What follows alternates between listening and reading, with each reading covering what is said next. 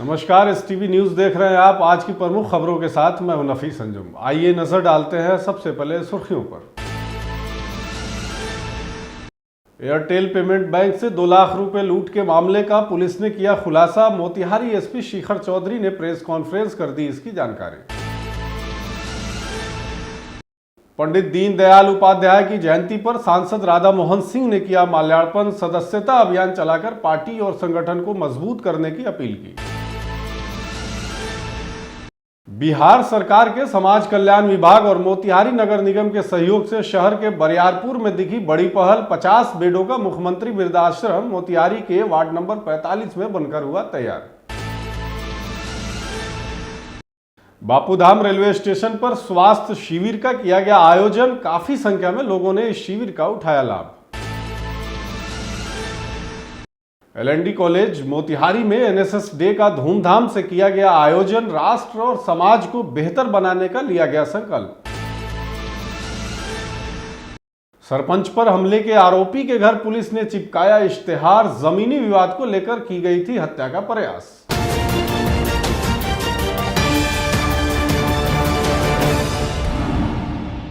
Motihari police ने नगर थाने इलाके में एयरटेल पेमेंट बैंक से 2 लाख रुपए लूट के मामले में बड़ी सफलता हासिल की है। इस कड़ी में आज पुलिस ने अनुज कुमार और अंशु कुमार को 10,000 रुपए के साथ गिरफ्तार किया है। वहीं मोतिहारी के सहायक पुलिस अधीक्षक शिखर चौधरी ने जानकारी देते हुए कहा कि पिछले दिनों हथियार के बल पर पैसे की लूट के मामले में पुलिस ने 2 आरोपियों को गिरफ्तार किया है। वहीं मास्टरमाइंड प्रतीक सिंह और गन्नी कुमार की गिरफ्तारी के लिए पुलिस ने 25,000 रुपए के इनाम की घोषणा की है।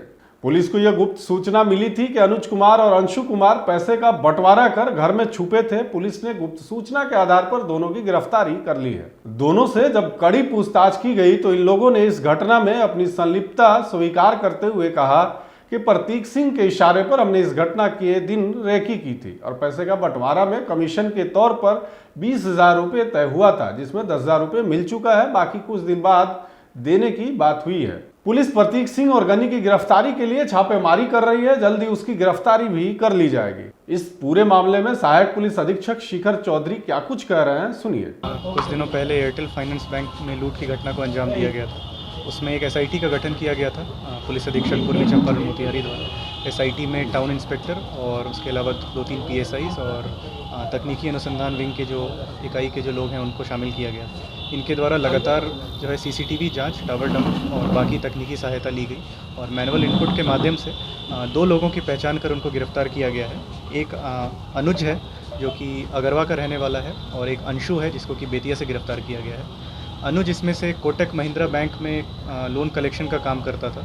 उसके और अंशु द्वारा ही मिल के इस घटना की रेकी की गई, पूरी प्लानिंग की गई और लोग इकट्ठा किए गए। कोटक महिंद्रा में जब ये काम करता था वहीं पे इसकी दोस्ती एक अंजल गनी नामक व्यक्ति और एक प्रियांशु नामक व्यक्ति, प्रियांशु उर्फ प्रतीक सिंह नामक व्यक्ति से इसकी दोस्ती हुई है और इनके द्वारा जो है इस घटना को अंजाम दिया गया। प्रतीक ने ही लड़के हायर किए थे जो कि आप सीसीटीवी में आप लोगों ने देखा होगा और उसमें एक व्यक्ति प्रतीक सिंह है। अभी 2 की गिरफ्तारी हो गई है। 20% का इनको लूट का हिस्सा दिए जाने की बात की गई थी, जिसमें से कि 10,000 रुपये जो है बरामद कर लिए गए हैं और बाकी जो प्रतीक सिंह हैं और अंजल गनी है उनकी गिरफ्तारी हेतु लगातार छापेमारी की जा रही है।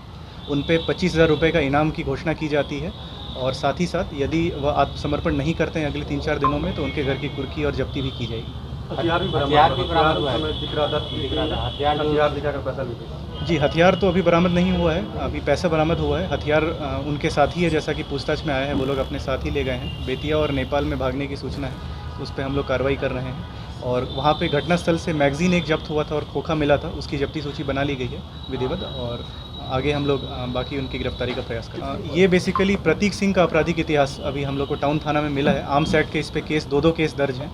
इससे पहले एक बेरेटा बरामद हुआ था, उसमें उसका नाम आया था और गन्नी का आपराधिक इतिहास हम लोग टाउन थाना में भी सर्च कर रहे हैं। बाकी आसपास के ज़िलों में भी, बेतिया में भी सूचित किया गया है, वहाँ भी हम लोग सर्च करवा रहे हैं। फिलहाल अभी नहीं मिला है बट हम लोग प्रयासरत हैं। पंडित दीनदयाल उपाध्याय की जयंती को लेकर आज भाजपा कार्यकर्ताओं ने मोतिहारी के लुम्बिनी भवन में लगे पंडित दीनदयाल उपाध्याय के प्रतिमा पर माल्यार्पण किया।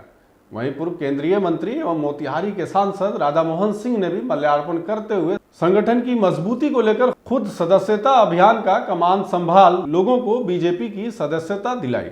वहीं इस मौके पर पूर्व केंद्रीय मंत्री राधा मोहन सिंह ने कहा कि पंडित दीनदयाल उपाध्याय के सपने को प्रधानमंत्री नरेंद्र मोदी पूरा करने में लगे हैं और इसके लिए संगठन की मजबूती ही सत्ता दिलाती है। बीजेपी लगातार मजबूत हो रही है और बीजेपी की सदस्यता अभियान का असर है कि लोग लगातार इसके सदस्य बन रहे हैं।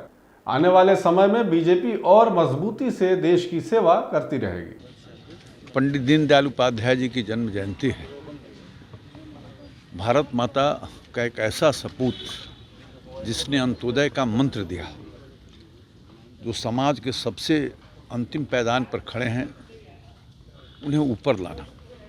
दीनदयाल जी के सपनों को पिछले 10 वर्षों से हमारे यशस्वी प्रधानमंत्री जी पूरा कर रहे हैं और आज जो भारत का निर्माण हो रहा है उसके पीछे पंडित दीनदयाल उपाध्याय जी की प्रेरणा है और उसी प्रेरणा के कारण आज मोदी जी देश के अंदर जो गरीब है उसके लिए एक समर्पित सरकार का नेतृत्व कर रहे हैं और दीनदयाल जी की सपना मजबूती से देश के अंदर प्रभावी रूप से लागू हो।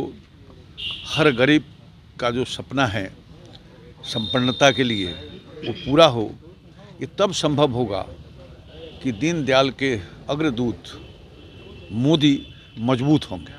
बिहार के मुख्यमंत्री नीतीश कुमार असहाय बुजुर्गों का सहारा बनने की पहल की शुरुआत की है।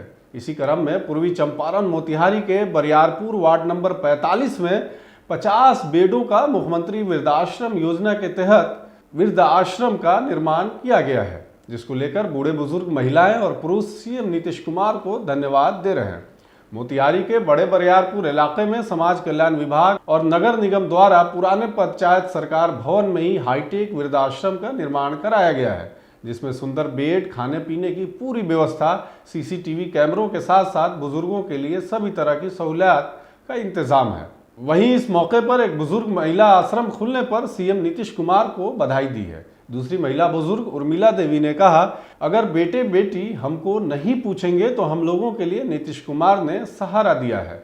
वहीं मेयर प्रीति गुप्ता ने कहा कि सरकार और नगर निगम की यह एक अच्छी पहल है। इस वृद्धाश्रम में ऐसे लोग रहेंगे जिनका परिवार उनको ठीक से नहीं पूछते हैं। नगर निगम की तरफ से हर तरह की सुविधा प्रदान की जाएगी, जिससे वृद्धजनों को कोई परेशानी न हो। देखिए हमारे संवाददाता प्रकाश कुमार की एक खास रिपोर्ट। बिहार सरकार जो है प्रत्येक जिले में वृद्धा आश्रम बनाने का फैसला किया है। इसी कड़ी में मोतिहारी के बड़ा बरियारपुर वार्ड नंबर 45 में भी ये भवन जो था पहले पंचायत के अंतर्गत आता था और यहाँ पे जो है पंचायत सरकार भवन थी और इसमें जो है मुखिया और सरपंच का कार्यालय था। अब इसे जो है वृद्धा आश्रम में तब्दील कर दिया गया है और आप देख सकते हैं कि इसकी जो है अब साफ सफाई, इसकी जो पुताई है अब शुरू हो गई है। सीसीटीवी कैमरे भी लगा दिए गए हैं और वृद्ध लोगों के लिए जो है बेड की व्यवस्था की गई है। जनरेटर भी आप देख सकते हैं कि लगा हुआ है और तमाम जो है साफ सफाई की जो कार्य है वो अब चल रही है। कुछ ही दिनों में इसकी उद्घाटन होने वाली है। आप देख सकते हैं कि ये पूरा जो फर्श सब पूरी तरह से सीसीटीवी और इलेक्ट्रिक जो भी गैजेट हैं वो लगाए जा रहे हैं और तमाम तरह की जो तैयारियां हैं वृद्धा आश्रम के लिए वो शुरू कर दी गई है। मुख्यमंत्री वृद्धजन आश्रय योजना के तहत हमारे नगर निगम क्षेत्र में वृद्धाश्रम का निर्माण कराया गया है। वैसे वृद्धजन जिनका कोई आसरा नहीं है, जिनके घर परिवार में उन्हें कोई पूछता नहीं है, उस तरह के वृद्धजन यहाँ पे आके रह सकेंगे। इस वृद्धाश्रम में 50 बेड की व्यवस्था की गई है और उनके रहने, खाने पीने और स्वास्थ्य का पूरा ध्यान रखा जाएगा। तो नगर निगम की ओर से एक बहुत बढ़िया प्रयास है वैसे वृद्धजनों के लिए जिनका कोई नहीं है। नगर विकास एवं आवास विभाग से मुख्यमंत्री वृद्धजन आश्रय स्थल संचालन करने का निर्देश प्राप्त है। उसी क्रम में यहाँ पे जो पंचायत सरकार भवन था वो अब नगर क्षेत्र में आने के कारण हमने उसमें 100 बेड का पूरा नगर में संचालन करना है। तो हम लोग यहाँ पे 50 बेड से शुरू कर रहे हैं। यहाँ पे जो वृद्धजन रहेंगे उनके लिए हर तरह की सुविधाएं, रहने का, खाने का, उनके लिए बार्बर का, उनके लिए धोबी का, हर तरह की जो सुविधाएं उनको उपलब्ध कराई जानी है। फ्रिज, वॉशिंग मशीन, कूलर, सारी चीज़ें यहाँ पे सरकार के द्वारा क्रय करने का निर्देश था और हम लोगों ने उस क्रय को पूर्ण कर लिया और यहाँ पे सुविधाएं उपलब्ध हैं। ठीक है बा, ये मैंने खुल गल तो बढ़िया के बात बा। मानता नहीं हमी का ना कोई पूछी ना बेटा पतो पूछी तो यही मेनू आए हैं हमी का हाथ मैंने बेटा रोगेला नहीं बने हैं सरकार ये गांव के चुनलक ह पहल कैलक ह तो बढ़िया के बात है तो नीतीश कुमार कुल्लन ठीक है बा। मानता नहीं जे केहू बा गरीब ला एथी करताटे तो बढ़िया के न बात बा। ये वृद्धा वाली कोई पुछनिहार ना होए खोजनिहार ना होए ओकरा के बाल बच्चा ना पूछे उस चीज़ के कहने मतलब में सेवा होई यही नहीं खुलता है।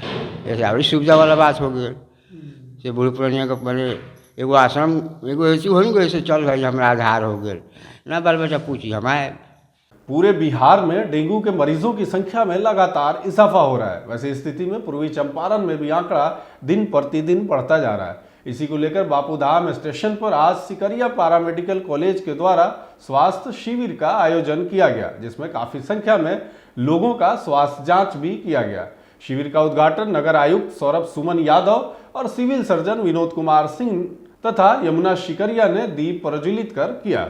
इस मौके पर काफी संख्या में लोगों की ब्लड शुगर, बीपी के साथ साथ डेंगू की भी जांच की गई। वहीं नगर आयुक्त सौरभ सुमन ने कहा कि लोगों की समय समय पर स्वास्थ्य जांच कराना जरूरी है। इसमें आम लोगों के साथ साथ सामाजिक लोगों की भी सहभागिता की आवश्यकता है। सभी को बेहतर स्वास्थ्य के लिए राज्य सरकार भी लगातार काम कर रही है। वहीं सिविल सर्जन विनोद कुमार सिंह ने भी स्वास्थ्य शिविर में आए लोगों की स्वास्थ्य जांच को लेकर कहा कि सभी लोगों की समय समय पर नियमित जांच की आवश्यकता होती है, इसलिए बापूधाम स्टेशन जैसे बड़े जगह पर स्वास्थ्य जांच अभियान चलाना एक बेहतर पहल है। एमएससी डे है, इस अवसर पर इस इंस्टीट्यूट को मेरी शुभकामनाएं हैं। मैं बच्चों से उम्मीद करता हूं कि अच्छे से अच्छे शिक्षा ग्रहण करेंगे और आगे स्वास्थ्य में सेवा में आकर के और लोगों को इसका लाभ उठाने का मौका देंगे। अच्छी पहल है और मैं यही आशा करता हूँ कि यहाँ ज़्यादा से ज़्यादा लोग लाभान्वित हुए शिविर से और जो एक अवेयरनेस है बीमारियों के बारे में उसके लिए क्या उचित उपचार है इसकी जानकारी लोगों को मिले। वर्ल्ड फार्मेसी डे है, उसके उपलक्ष्य में मेरे कॉलेज सिकारिया फार्मेसी कॉलेज के द्वारा एक शिविर लगाया गया। ये निःशुल्क शिविर है जिसमें बीपी, ब्लड शुगर, वजन सबका जांच किया जाएगा और प्रिस्क्रिप्शन भी दिया जाएगा। किसी में कोई कमी पाई जाती है किसी के लोगों में। ये शिविर हर साल एक बार वर्ल्ड फार्मेसी डे हमारे देश में मनाया जाता है। इस शिविर में जितने भी छात्र हैं, शिक्षक हैं, वे अपना समय इसमें दे रहे हैं। यह कैंप शाम 5 बजे तक निरंतर ऐसे ही चलता रहेगा। शहर के LND कॉलेज में NSS दिवस के मौके पर आज एक कार्यक्रम का आयोजन धूमधाम से किया गया। वहीं इस कार्यक्रम का आयोजन कॉलेज के ही सेमिनार हॉल में आयोजित किया गया था। कार्यक्रम का शुभारंभ करते हुए प्राचार्य डॉक्टर राजेश कुमार सिन्हा ने कहा कि NSS कुल गीत को जीवन में उतारने की जरूरत है, तभी सच्चे अर्थों में भारत विकसित राष्ट्र बन पाएगा। NSS कार्यक्रम पदाधिकारी प्रोफेसर अरविंद कुमार ने NSS में 9 नामांकित स्वयंसेवकों को NSS के उद्देश्यों और कर्तव्यों से अवगत कराया। बेहतरीन प्रदर्शन करने वाले NSS स्वयंसेवकों को सम्मानित भी किया गया। महाविद्यालय मीडिया प्रभारी डॉक्टर प्रभाकर कुमार ने धन्यवाद करते हुए कहा कि NCC और NSS किसी भी महाविद्यालय के रीढ़ होते हैं। इनके सहयोग से राष्ट्र और समाज को सशक्त बनाया जा सकता है। इस अवसर पर NSS के सदस्य कीर्ति, गुलशन, परवेज आदि लोग उपस्थित रहे। पूर्वी चंपारण जिले के पकड़ीदयाल थाना क्षेत्र के थरबिटैया गांव में जमीनी विवाद को लेकर सरपंच सुरेंद्र प्रसाद को अपराधियों द्वारा गोली मारकर हत्या करने के प्रयास के मामले में फरार चल रहे मझौलिया गांव निवासी नागेश्वर प्रसाद के घर बुधवार को इश्तेहार का तामिला कराया गया। इस कांड में पहले से ही एक अभियुक्त रविंद्र साहनी को 3 देशी कट्टा तथा कांड में प्रयुक्त मोटरसाइकिल के साथ गिरफ्तार कर न्यायिक हिरासत में भेजा जा चुका है।